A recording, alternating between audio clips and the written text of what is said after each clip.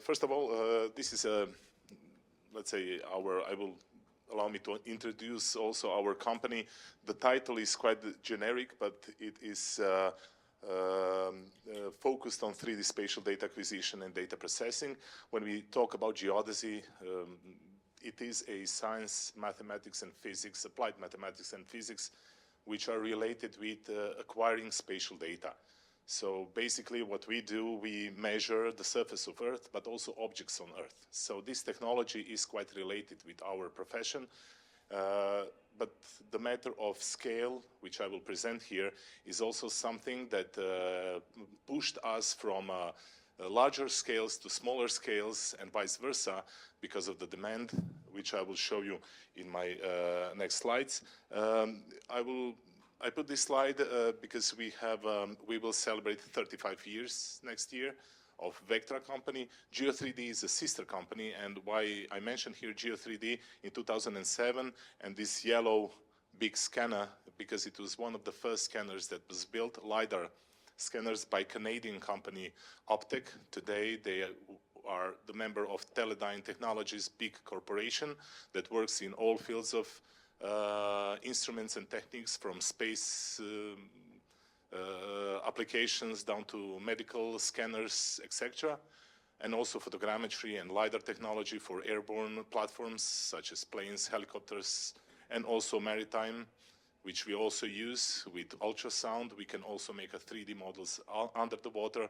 We cannot use the laser or photogrammetry, but we use ultrasound, multi-beam systems, etc. But the final product that I'm trying to present here is always point cloud or mesh. When we connect those points, we get the surface. We saw the wireframe examples previously.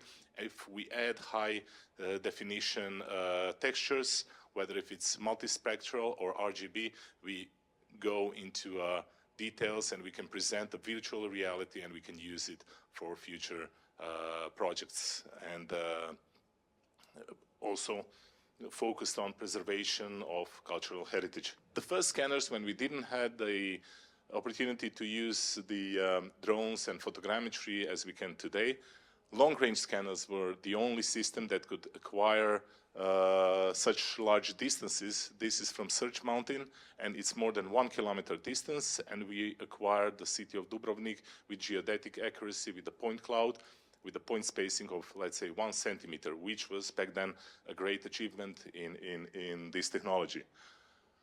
Just quickly, Vektra is a multidisciplinary company. The point cloud, or the 3D model that we acquire, it's very important that the final product is derived by professionals in architecture, civil engineering, machinery engineers. So whether if we're talking about cultural heritage, our presentation for the Ministry of Culture and our investors had to be the 2D drawings with the architectural logics. So it's a multidisciplinary. Our models are used by other professions that understand the historical architecture and details that needs to be presented in certain professional way. Geo3D's connection with those companies for hardware and software. So Geo3D was exploring the new technologies. We were connected with the companies that were developing new systems, and Vektra was implementing them into real applications. So this slide just briefly shows technology that we are familiar with, that we have experience with, and the references.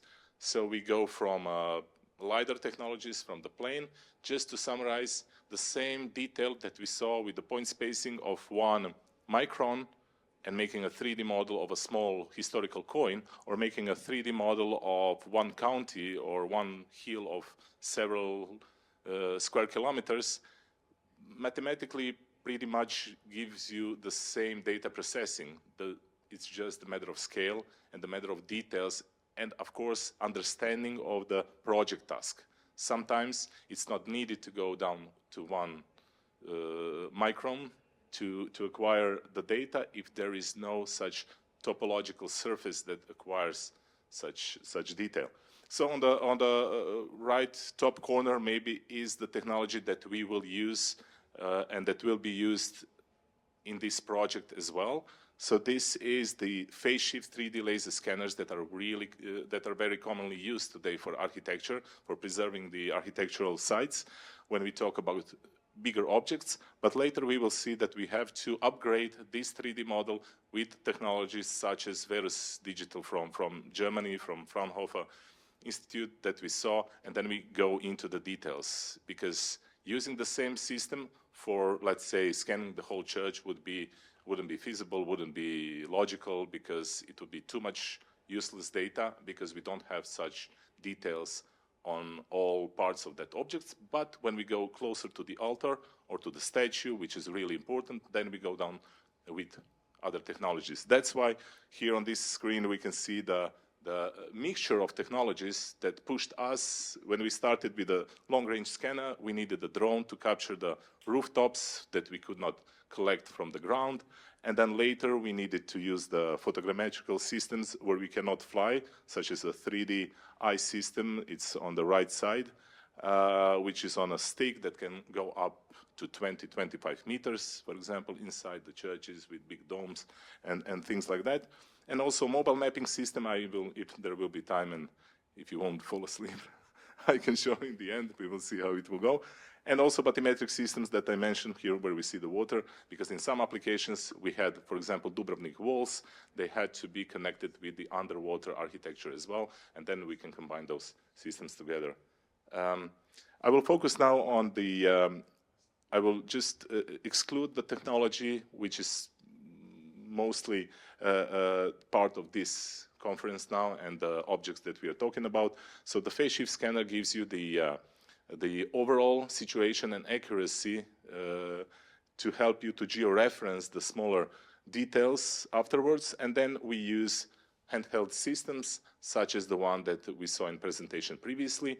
Of course, here we are not so much familiar, not familiar. We didn't have the need for greater, actually we had the need, but we couldn't approach the objects that we worked with the systems. We couldn't put the statue because most of them were on the top of the cathedral or church. So we had to use handheld systems, free-handly, that we can rotate around the object and also capture the details that are hidden and that are at the complex environments.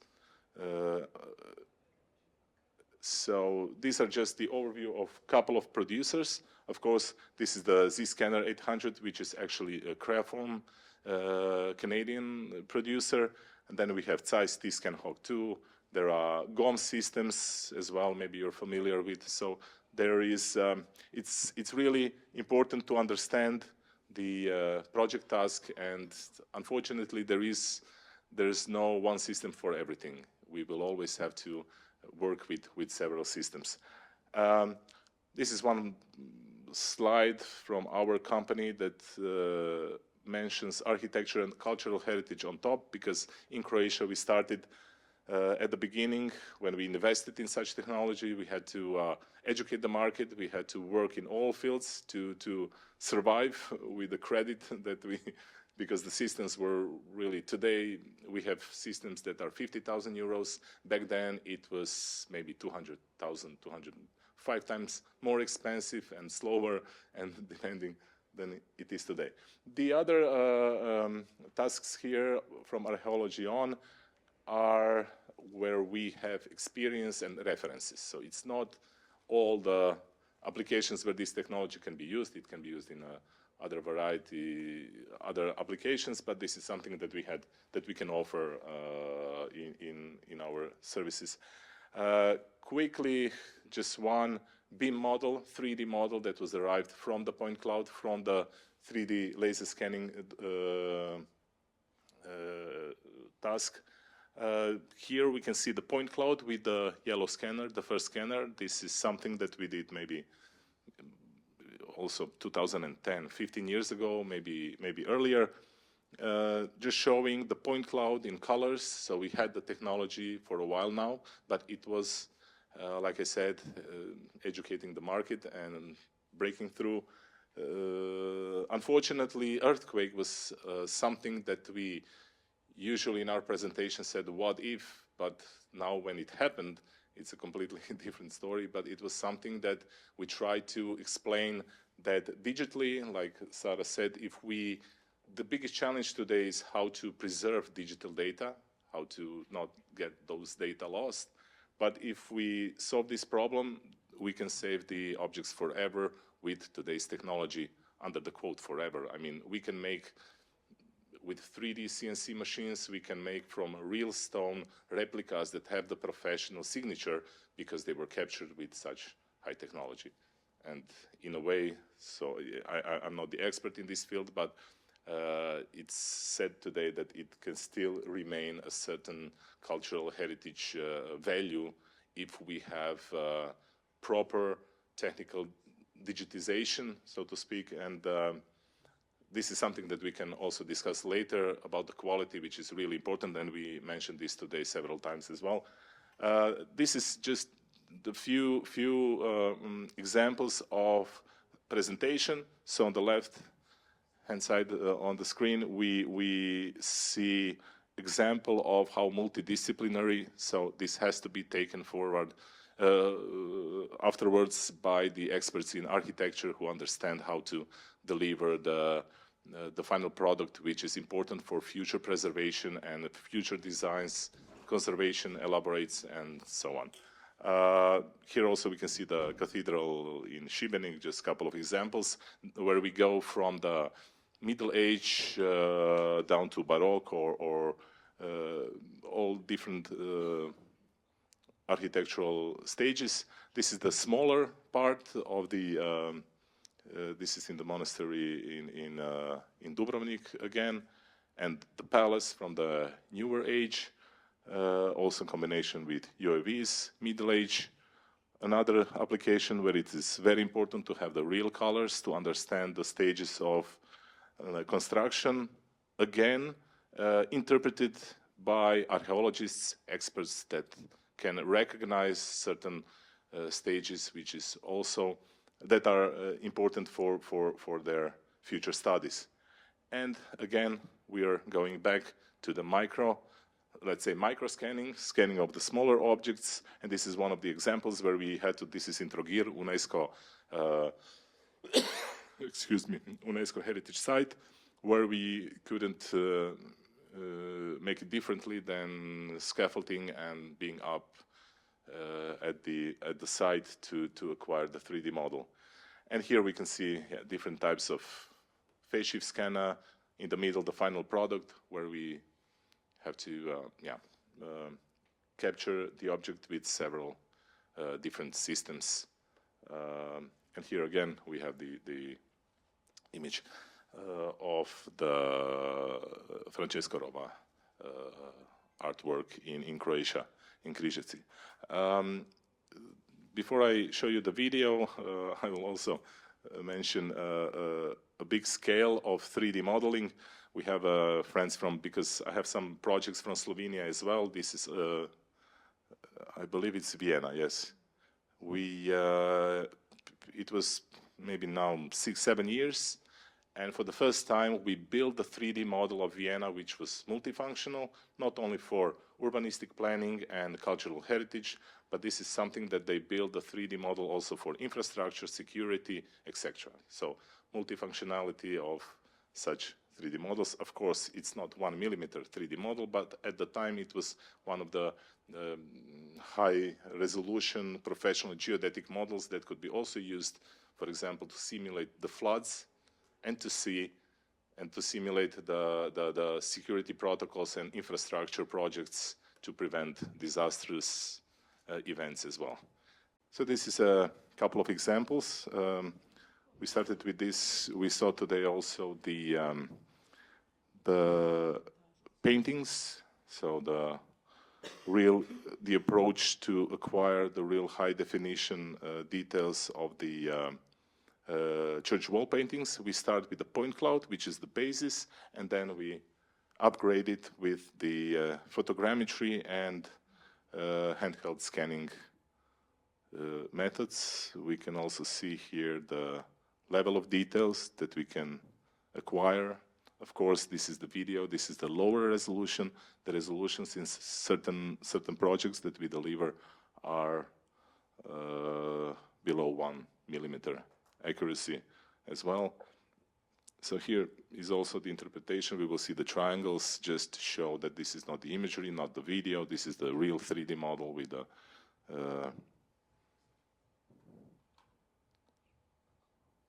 details. And sorry. We also, this is the example of the altar with all the details. And I will skip it a little bit. Okay, okay. Okay. So.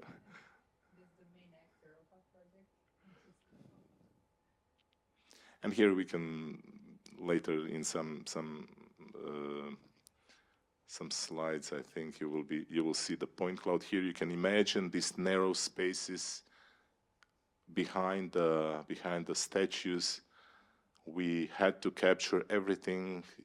Other words, we had to be perpendicular with the system on every quadrat centimeter of the object to get the whole to get a high quality 3D model. Now I can also, when we talk about the quality, we also mentioned today the education. So the 3D laser scanner is quite known nowadays. In the past couple of years, there's been a big breakthrough in use of technology. But of course, we have to mention that the laser scanner is just a tool. It's a distance meter. So how you use it, the experience and the knowledge, education is really important. For example, this room that we are here, we can do it with 2 stations and we can do it with 50 stations. Depends the objects. If we have to go, for example, if we want to have this lamp, we have to go all around to get all the details. And sometimes this is really important. And like when we mentioned the point clouds, when we had the content, the numbers for Europeana, you mentioned that Hungary has a lot of scans, but it's not the quantity that much important, it's quality as well. So this is something that I agree that there can be a nice program, and this is something to talk about, to standardize for certain applications, resolution, technology, whether it has to be georeferenced or not. For example, a lot of these objects we had to position in the space with the right vertical deformation, because it is also important for static analysis afterwards. So this geodetic professional approaches was mostly very valuable and important, especially on the objects after the earthquake in Zagreb, which also shown some. I will show you one example on the Croatian Hydrometeorological Service building. It's a palace where there was a header, very important one, and it was damaged, half damaged by the earthquake, and we had to scan it before it was removed because of the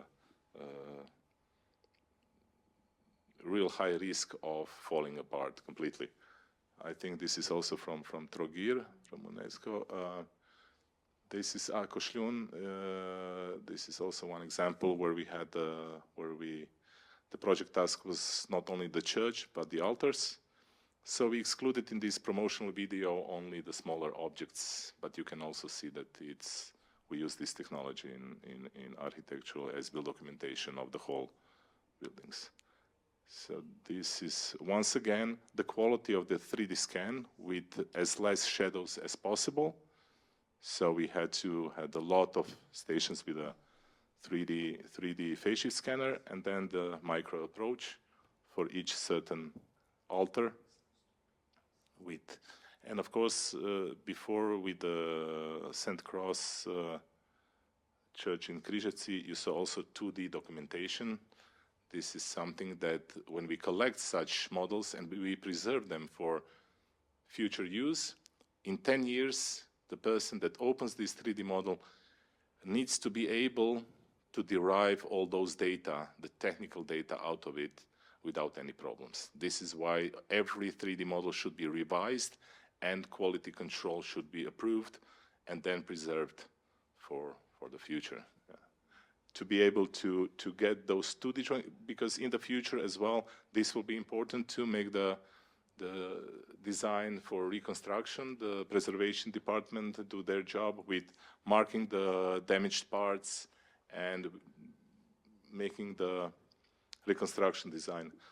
So Arboretum Trsteno in near Dubrovnik, this is also, we put it because of the statues here, and yeah, it's more, I would say, yeah, it's quite famous, but this is something where we entered the Game of Thrones as well, which made it even more popular. But I will go back to the Game of Thrones in the end. This was one of the tasks that we did where Dubrovnik authority were not pleased by mentioning Game of Thrones, but in one hand, the most detailed 3D model of cultural heritage that we did was for the high-budget movie production in Dubrovnik. I will show you here. This is also the micro approach of the Orlando column. Now we can see the same details that we saw before in the previous presentation. It was very important to get all these damaged single parts. This was really important for Croatian Preservation Department. At the moment, I think the scaffolding is still there. It's an ongoing project for several years. The interesting part about the column of Orlando is you can see the beam where the flag was in the back, this hole. And because of this flag, which was traditionally raised, it statically damaged the column, unfortunately. But this is the documentation that this is one of our references where we managed to succeed in this challenge and provide them with a 3D model that was precise enough, where they could see all the damaged parts and make all the analysis, most of them indoor, not needing to travel to Dubrovnik and spend days and days outside. They could do the quite, let's say, 50% of that work in the office. And of course, one of the idea was, now I talk this as a non-expert, just rumors. There was dispute. Some of them said, experts, that it would be better to remove it like in Ljubljana, to preserve it and to put a replica outside and still preserve the original inside of the museum for the spectators and visitors. They can still see it because the stone will eventually disappear. No matter how quality one it is, all those statues will eventually, because of the meteorological conditions, disappear. But probably we will preserve them. With this data, we will, every couple of years, 10, 20, 50 years, we will come back and we will repair them on site. And it's I would say, ongoing, never-ending project. This is the Balbi Arc in Rovinj. So we traveled through pretty much all Croatia, from north, east, south, the whole coast from Istria down to, this is in Zadar, also the altars. I will skip it a little bit. I will just use this video to show you the whole technology. So we have the mobile mapping system that we put on moving platforms such as helicopters, planes, cars. So the plane was used for overall general image of Dubrovnik for certain scenes. But of course, there were 40 micro locations where we had to go with other technologies, such as the ones that I mentioned. So this is the general overview. Now we go into more details for a certain scene. And now we are in the details that we've seen before. So what we provided them with were 3D models that at the time we could not open on our computers, but they demanded such high quality 3D models. So this is the smaller version that is here used on the video. Again, we can drive through streets today and acquire data with inertial systems combined with LiDAR systems and photogrammetrical. We get a geometry that is geodetically precise, and then we update the imagery with the, This is something that we are, the long-range scanner, because we saw the 3D eye system that I mentioned that we can also use for micro-scanning, so to speak, for the objects that are high. This is how the single scan position looks like. We have shadows, and then later we upgrade the 3D laser scanner with the photogrammetry. It's very important that one doesn't go with another, because we use those billions of points of the laser scanner and thousands of photographs, and those scenes in the shadow, the 3D model is generated with the same accuracy as the 3D laser scanner using the photogrammetrical principle. These were the image photographs and 3D models that were acquired. Those were the small. And this is the part where I mentioned we used also the bathymetric systems, because some scenes were the knights were thrown through the wall and they fell and they continued their fight under the water, where we had to have the bathymetric 3D model of the stones. Thank you very much. I hope I didn't break too much time.